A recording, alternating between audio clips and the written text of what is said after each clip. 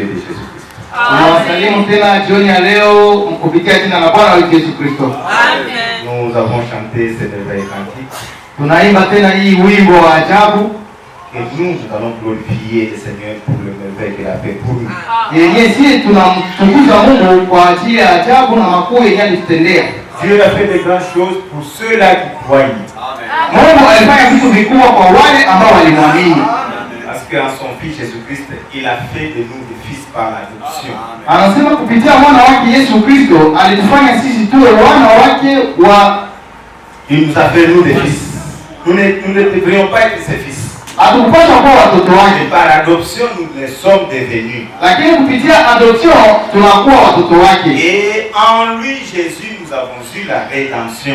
Na kupitia Yesu tumepata ukombozi. C'est pas une chose facile. Haiko kitu kepesi. Dieu nous a fait de grandes choses. Mungu alitufanyia vitu vikubwa. Il nous a rendus héritiers. Alituacha tukue warithi en Jésus-Christ. kupitia Yesu Kristo. Et nous avons cru en la vérité. Na tuliamini kweli. Alors que les gens sont en train de marcher dans les ténèbres. Ijapokuwa watu biko wanatembea ndani ya giza. Et nous, il nous a fait grâce. Lakini si alitufanyia tena neema. Il a, comme l'Écriture dit, il nous a déversé la grâce en abondance. Sababu vile kisa andiko linasema alitumwangia tena mibaraka kwa wingi, La grâce. neema kwa wingi, Avec toutes sortes d'intelligence, pamoja de na sagesse, pamoja na akili yote na hekima pour connaître les mystères du royaume. juu ya kujua siri ya ufalme. Il n'y a rien que Dieu a laissé dans les ténèbres dans ce temps-là. Hakuna hata kitu kingine Mungu aliacha muujiza mle wakati wa mwisho. Et toutes les ordonnances qu'il avait données à l'Église, Na maagizo yote yenye aliacha kanisa, bien qu'elles étaient mal interprétées dans les dénominations, ijapokuwa ilikuwa inatafsiriwa vibaya ndani ya madhehebu, mais en ce temps de la fin, lakini kwa hiyo wakati wa mwisho, dans sa miséricorde, ndani ya rehema yake, Dieu nous a retournés à la vérité. Mungu aliturudisha mkweli. C'est ainsi que nous appuyons sur ce qui est écrit. Na njoo ile tukishikilia lenyewe inaandikwa, Nous avons connu le vrai baptême au nom de Jésus-Christ. tulitambua ubatizo wa kweli mjina la Yesu Kristo. Nous appuyons sur ce qui est écrit. Tukigusia kwenye neno linaandikwa, Nous avons compris comment le repas du Seigneur se passe. tulielewa namna gani meza ya Bwana inafanyikaka. Alors qu'on nous trompait dans l'église catholique, Ijapokuwa leo tunadanganyaka makanisa ya Kikatolika que le pain c'est littéralement le corps du Seigneur, ya kwamba ile Eukaristia ndio mwili kabisa wa kuonekana wa Bwana, et que le vin c'est littéralement le sang. na mvinyo ndio damu kabisa ya kwelikweli ya Bwana. Mais l'Écriture nous montre que c'est une représentation. Lakini andiko linatuonyesha ya kwamba ni mfano, Représentation de ce que le Seigneur a souffert dans son corps. mfano ambao yenyewe inamaanisha ya kwamba Bwana wetu Yesu Kristo aliteseka ndani ya mwili, Il a été mépris, aliteseka, il a été brisé, alivunjwa et il a souffert pour nous. na aliteseka kwa ajili yetu. Lui qui était innocent, Yeye mwenyewe alikuwa na hatia, le véritable roi du ciel et de la terre, mfalme wa kweli wa mbinguni na hapa duniani, on s'est moqué de lui, lakini balimziaki, on a mis sur sa tête une couronne d'épines, balitia kichwani kwake taji ya mimba et on a enfoncé. na wakasindiria. Vous-même, vous savez comment la peau de la tête est vraiment très légère, Na nyewe wenyewe unajua namna gani ngozi ya kichwa inakuwaka teketeke, et on a enfoncé. na walisindiria. Même sur ses sourcils, les épines sont entrées. Hata mwile makichwa ngozi ya kichwa yake mimba iliingia. C'est nous qui méritions ça. Sisi ndio tulikuwa tunastahili ile, Mais à cause de l'amour qu'il a mis en son comble, lakini juu ya upendo wenyewe alitia ndani ya moyo wake, il a aimé chacun de nous. alipenda kila mmoja wetu, Il a aimé l'humanité. alipenda ulimwengu Il a résolu de souffrir à notre place. na akakubali kuteseka kwa nafasi yetu. C'est encore ça le sujet de notre gratitude. Ile tena ndio inakuwa tendo ya shukrani Nous yetu. devons nous remercier pour cet acte. Tunapaswa kumshukuru kwa ile kitendo, Parce que ni le membre de nos familles, kwa sababu hata mmoja wa jamaa yetu, ni n'importe qui ne pouvait accepter de prendre notre place. hakuna hata mtu mmoja mwenye angelikubali kukamata nafasi yetu. Et nous avons également compris par l'Écriture Na tulielewa kupitia andiko que le vin ne représente le sang, ya kwamba mvinyo inamaanisha damu, le sang qui a coulé lorsque le Seigneur Jésus a été crucifié. ile damu yenyewe ilimwagika wakati Yesu alisulubishwa. Ce sang nous a donné beaucoup de choses, nous avons lu. Ile damu ilitupatia vitu vingi tulisoma. Et nous ne pouvons pas revenir sur les détails. Na hatutarudilia tena kwa kirefu. Ainsi nous comprenons que ce sont des représentations. C'est pour cela que ça s'appelle Sainte Seine. C'est une représentation qui est saine. Ni mfano yenye iko takatifu. Et même si un prêtre ou un prédicateur peut prier sur le pain et sur le vin, ça ne deviendra jamais la chair de Jésus ni le sang de Jésus. Hata kama padiri wala mhubiri mwa fulani anaweza kuombea mkate na divai, haitakuwa kamwe damu na mwili wa Bwana wetu Yesu Kristo. Même si le Seigneur est appelé à faire des miracles, hata kama Bwana alisema tufanye miujiza, mais parce que l'Écriture dit que c'est une représentation, lakini kisa andiko nasema ya kwamba ni mfano, cela ne va jamais se changer. Ile haitabadilika kamwe. Et nous avons montré que comme dans l'ancien temps, le repas pascal devait se prendre sous une condition, de certaines conditions. Na jinsi tulionyesha ya kwamba ile karamu ya Pasaka ilipaswa kukamatiwa chini ya masharti mwa fulani. Aucun étranger ne pouvait prendre ce repas. Mgeni hata mmoja angeweza kukamata ile karamu. Ainsi le repas du Seigneur, na hivi meza ya Bwana qui est appelée la Sainte Seine, yenye inaitwa meza takatifu, mais à tort appelée la communion à cause du terme emprunté de l'Église catholique. Lakini kupitia makosa ndio tulitaka ushirika kupitia kanisa ya Katolika. Ce repas du Seigneur est soumis à certaines conditions. Hii meza ya Bwana inakuwa na masharti mwa fulani fulani. Nous-mêmes qui prenons ce repas, nous devons nous préparer. Sisi wenyewe tutakamata hii meza, sisi wenyewe tunapaswa kujitayarisha. C'est l'obligation biblique. Ile ni shuti ya Biblia. C'est différent de tout le repas que nous mangeons à différentes occasions. Iko mbalimbali na makaramu mengine yote yenye tunakamata huko nje. Différent de l'anniversaire. Iko mbalimbali na tarehe ya kuzalika. Différent de la fête du mariage. Iko tofauti na siku ya mariage yako. Différent de la fête de l'obtention du diplôme. Iko tofauti na siku ya wewe yenyewe ulipata diplome yako. Parce que si vous pouvez manger ces jours-là, la conséquence, si la nourriture n'était pas bonne, vous pouvez soit avoir la diarrhée ou développer une autre maladie. Na kama unaweza kula ile chakula ile siku na ilikuwa mzuri, kunakuwa tukio sote inaweza kukuletea diarrhée, sote inakuletea ile magonjwa. Mais ici, lakini hapa non pas seulement on veille sur la qualité de ce repas, haiko tu tunakesha juu ya en plus de veiller sur la qualité de ce repas du Seigneur, juu ya kukesha juu ile meza ya Bwana, zaidi ya kukesha juu ya meza ya Bwana, nous devons également veiller sur nous-mêmes. Tunapaswa tena kukesha juu yetu sisi wenyewe. Parce que le pain et celui qui prépare et le pain lui-même doivent être obligés de dépendre de certaines conditions. Ni kusema mkate wenyewe na yule mwenye kutayarisha ile mkate kunakuwa shuti yenyewe inapaswa kushikiliwa. Celui qui prépare doit être un homme qui est consacré au Seigneur. Mwenyewe anapaswa kutayarisha ile mkate, anapaswa kuwa mtu mwenyewe anajitolea kwa Bwana. Pas une ivrogne, hapana mlevi, pas quelqu'un qui n'a pas une vie qui contredit l'évangile. Hapana mtu mwenyewe kuna maisha yenyewe kunapinga Injili. C'est un homme qui a cru, ni mtu mwenyewe aliamini et qui accepte le pardon de ses péchés au travers du sacrifice. Na anakubali msamaha wa dhambi yake kupitia dhabihu. Et le pain lui-même doit être sans levain. Na mkate wenyewe unapaswa kuwa mkate pasipo chachu. Nous avons compris que le levain, na tulielewa kwamba chachu ce sont le péché, ni dhambi, la malice, ni ujanja, la méchanceté, ni ubaya, le vol, ni wizi, ni uongo, et au-delà de ça, c'est la fausse doctrine. Na zaidi ya ile ni mafundisho ya uongo. L'église de Dieu doit être exemple de toute fausse doctrine. Kanisa ya Mungu inapaswa kutupilia mbali vile vitu. Et le pain lui-même représente le corps du Seigneur. Na mkate wenyewe inamaanisha mwili wa Bwana. Le corps du Seigneur est aussi un repas. Mwili wa Bwana nayo inakuwa pia chakula. Et le corps du Seigneur c'est la parole. Na mwili wa Bwana ni neno. Amen. Parce que Dieu dans différents âges il a emprunté différents corps. Kwa sababu Mungu kwa kila kizazi alikamata mwili. Il était au commencement la parole.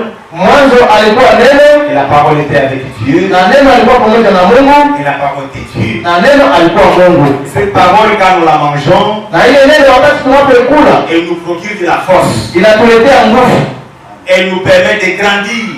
inatupatia jinsi ya kuweza kukomala. De la même manière que quand nous mangeons, nous grandissons. Sawa vile kitu tunakulaka na tunakomala, Ainsi, celui qui croit, quand il mange régulièrement la parole, il grandit. na ndio vile mtu mwenyewe anaamini wakati wote kwa kula neno anakomalaka. C'est une nourriture. Ni chakula.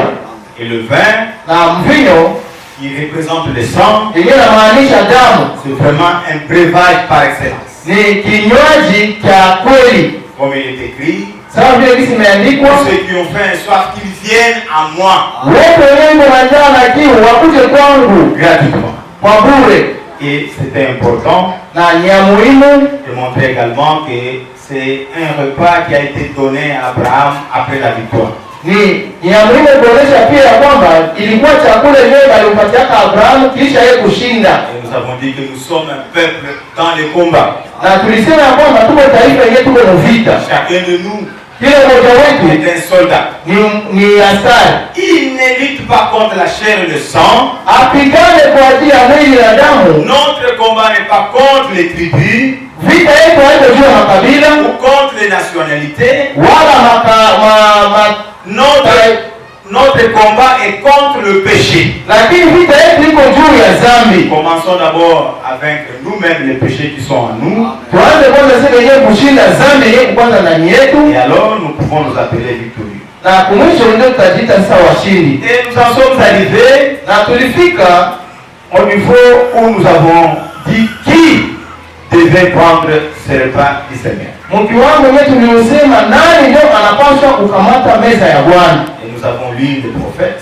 Na tulisoma nabii, Il a montré comment celui qui a rompu avec le péché, alionyesha namna gani ni yule mwenye aliachana na dhambi, celui qui a fait l'exode de l'Égypte, mtu mwenye alitoka Misri, celui qui a laissé toute vie impie, mtu wote mwenye aliacha maisha yote mubaya ya hii dunia, et qui fait partie de l'Église du Seigneur, na mwenye anakuwa mwanamemba wa kanisa ya Bwana, étant prêt à suivre et à servir Dieu volontairement, akiwa tayari kwa kumtumikia Mungu kwa kipekee bila kukazwa. celui-là a le droit de prendre part au repas du Seigneur. Yule mtu wa namna ile anakuwa tayari kwa kukamata meza ya Bwana, Parce que en participant à ce repas-là, kwa sababu wakati unapohudhuria kwa ile chakula et en prenant part à la coupe, na wakati unakamata kikombe, c'est un témoignage qu'on offre devant Dieu et devant les hommes. inakuwa ushuhuda yenyewe tunatoa mbele ya Mungu pamoja na watu, D'abord, je crois au salut. ya kwamba ninaamini mwokovu. Le salut qui a été obtenu par le sacrifice de Golgotha. Wokovu wenyewe ilipatikana kupitia zabihu ya pale Golgotha. Je le crois. Mimi naiamini. Et en plus de ce que je le crois, je crois également que j'ai reçu le pardon de mes péchés. Na zaidi ya ile tena mimi naamini ya kwamba nimepokea msamaha wa dhambi zangu. Nous avons lu dans les livres des Pierre, Tulisoma ndani ya kitabu cha Petro wa pili, où l'apôtre Paul dit kwenye mtume Paulo anasema que nous devons faire un effort ya kwamba tunapaswa kufanya bidii pour joindre à la foi la vertu. juu ya kuongeza kwenye imani nguvu. Et il a cité toutes ces choses. Na alipata hivi vitu Il a vyote, dit si ces choses sont en vous, anasema kama hivi vitu vyote iko ndani vous yenu, ne resterez pas stérile et oisif. hautabakia mtu mwenyewe azale bila kufanya Et kazi. si ces choses ne sont pas en vous, Lakini kama hivi vitu viko ndani yenu, vous êtes avec. pale unakuwa Vous kipofu, ne voyez pas loin. auone mbali, Et quiconque n'a pas ces choses met en oubli la purification de ses anciens péchés. na mtu mwenyewe ana ile vitu anatia mbali, anatupilia mbali msamaha wa dhambi zake. Et donc la rémission du péché, le pardon du péché, on l'acquiert par la foi. Ni kusema msamaha wa dhambi tunaipokea kupitia imani. C'est pourquoi nous devons croire. Ndio kwa maana tunapaswa kuamini. Il ne faut pas écouter les diables qui vous parlent et en tout cas vous avez péché contre Dieu. Hapana kusikiliza shetani wewe kuelezea kweli ulimfanyia Mungu dhambi. Lui il s'appelle l'accusateur. Yeye jina lake kwanza ni mchongeaji, mshitaki. Dieu lui Mungu yeye avait déjà payé le prix. Mungu alitaka lipa bei. Ce n'est pas maintenant, il l'avait déjà payé avant la fondation du monde. Haiko leo, lakini alilipaka tangu msingi wa ulimwengu. C'est donc que lorsque le Seigneur Jésus est venu, Na ni pale tu wakati Yesu, Bwana wetu Yesu Kristo alikuja, qu'il a accompli cette parole ndio alitimiza ile andiko en versant le sang. wakati alipomwaga damu yake. Ainsi que chacun de nous, avant de prendre ce repas, Na ndio kwa maana kila mmoja wetu mbele ya kukamata ile chakula, il ne faut pas qu'il y aille avec la peur, hapana aende na uoga, mais il faut qu'il y aille avec le respect. lakini inaomba aende na utaratibu, Il ne faut pas peur, heshima. il faut pas avoir peur de la condamnation de Dieu. Inaomba hakuna uoga ya hukumu ya Il faut Mungu, pas qu'il craigne ça, asiogope kuwa, mais qu'il respecte Dieu, lakini aheshimie Mungu, parce que nous ne sommes plus sous la condamnation, kwa sababu si hatuko tena chini ya hukumu, parce que le prix qui a été payé, c'était la vie du Seigneur lui-même, kwa sababu bei yenyewe ilikuwa uzima wa Bwana yeye pekee, et le sang a été versé na damu ilimwagwa pour notre réconciliation. juu ya upatanisho wetu. N'oubliez pas que nous sommes réconciliés avec Dieu au travers du sang de son Fils. Msisahau ya kwamba tumepatanishwa na Mungu kupitia damu ya mwana wake. Alors quand vous allez devant ce repas avec la peur, Sasa kama unaenda mbele ile chakula na uoga, vous doutez de la réconciliation, unashakia ile kupatanishwa, alors que c'est une réalité. ijapokuwa ni kweli. Et nous devons nous placer sous la puissance purificatrice du sang. Na tunapaswa kujiweka chini ya uwezo wa utakaso wa damu. Il est important Ni ya muhimu que nous puissions nous éprouver nous-mêmes, tupate kujichunguza wenyewe, pas éprouver les autres. hapana kuchunguza wengine. Je le répète, nous l'avons dit, Na rudia tena pale, kwa sababu tulisema il ne faut pas éprouver les autres. hapana kuchunguza wengine. Je voudrais ici vous lire une citation du frère Branham, Napenda hapa niwasomee tamsho moja ya ndugu Branham, parce qu'il y a des gens qui se cherchent des poux sur la tête kuna kwa watu wenyewe wanatafuta chawa kukichwa et ils veulent condamner les autres. na wanapenda kuhukumu wengine. Dans la prédication, l'année des jubilés, Ndani ya mahubiri ya mwaka wa Yubili, le prophète a prêché ce message. nabii alihubiri ujumbe Au paragraphe 74. kwa ukurasa wake wa 74. Vous remarquez, Mnatambua comme ici, les Corinthiens ne comprenaient pas. Wakorinto hawakuwa naelewaka, Ils allaient au repas et s'enivraient même à la table du Seigneur. walikuwa naenda kumeza ya Bwana na kule kumeza wanalewa, Et ils mangeaient, buvaient, faisant tout ce qui est faux. walikuwa wanakula na kukunywa na kufanya vyote wenyewe vilikuwa vya mbaya. Et Paul a dit, Na Paulo akasema, lorsque vous vous réunissez, wakati mnapokusanyika, attendez-vous les uns les autres. mungojeane wamoja kwa wengine. Cela ne veut pas dire qu'il y a des gens qui sont autorisés de venir en retard Ile inamaanisha kwamba kutakuwa watu wenyewe wanaruhusiwa kuja nyuma, et qu'il faut les attendre parce que l'Écriture nous dit de nous attendre les uns les autres. na inaomba tuwangojee kwa sababu andiko linasema tungojeane wamoja kwa wengine. D'abord, quelqu'un qui vient en retard ne respecte pas Dieu. Kwanza mtu mwenyewe anakuja nyuma ni mtu mwenyewe aheshimiwe kwanza. Attendez-vous les uns les autres. Mungojeane wamoja kwa wengine. En d'autres mots, Kwa namna nyingine ya kusema, soyez patients les uns les autres. mkuwa wavumilivu wamoja kwa wengine. Maintenant, voici un frère qui, d'après moi, ne devrait pas prendre la communion. Sasa tazama kwanza, ndugu, kulingana na mimi mwenyewe hakupaswa kukamata hii ushirika, Mais ne courez pas l'enlever de là. lakini usikimbie kwenda kutosha pale. Il est en train de prendre le repas. Qu'est-ce que vous voulez faire ici? Iko anataka Est-ce que c'est kuleta toi qui est digne de prendre ce repas? iko anataka kuleta meza ya Bwana, wewe ndio kueleza wewe unakufa nini hapa? Wewe unastahili kufika hapa. Le prophète de l'Éternel dit, Bwana, nabii wa Bwana anasema, ne courez pas l'enlever de là. usikimbie kwenda kumtosha pale. Ayez de la patience envers lui. Ukuwe na uvumilivu juu yake. Et une fois que le service est terminé, Wakati kazi inamalizika, ou à un moment où il est chez lui, wala kwa wakati mwenyewe yeye ule mtu uko kwake, un soir, magharibi unoa hivi, vous dites, ikala pamoja naye kisha mwambie, frère, ndugu, pardonne-moi si j'ai tort. unisamehe kama niko na kosa, Mais j'étais vu l'autre jour dans la rue, lakini siku moja nilikuona kwa barabara ivre. ukiwa mlevu, Pourquoi qu'il est fait wala haijui yote ile imefanyika avec une femme pamoja na qui mwanamke n'était pas ton épouse, mwenyewe hakukuwa mke wake, et tu prends la communion. na unakamata ushirika. J'étais frère.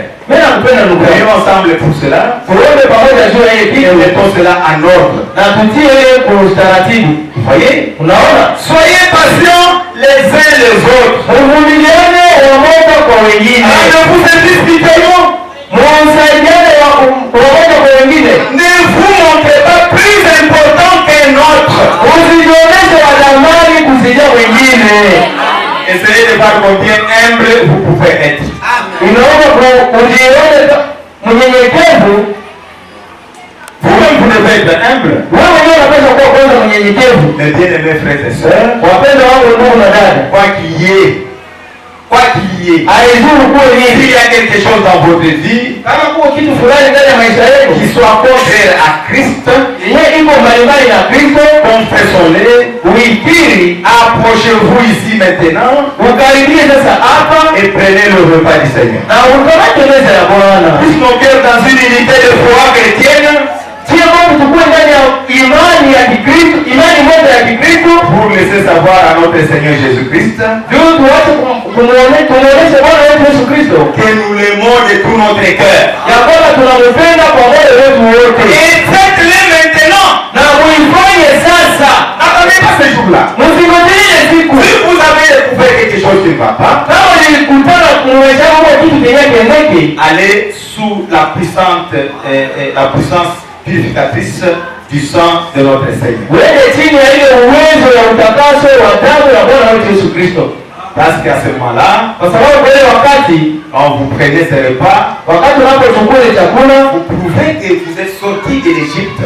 unatangaza ya kwamba wewe ulitoka Misri. C'est-à-dire vous êtes sorti du monde. Ni kusema ulishatoka kwa ulimwengu, Vous avez rompu avec le péché.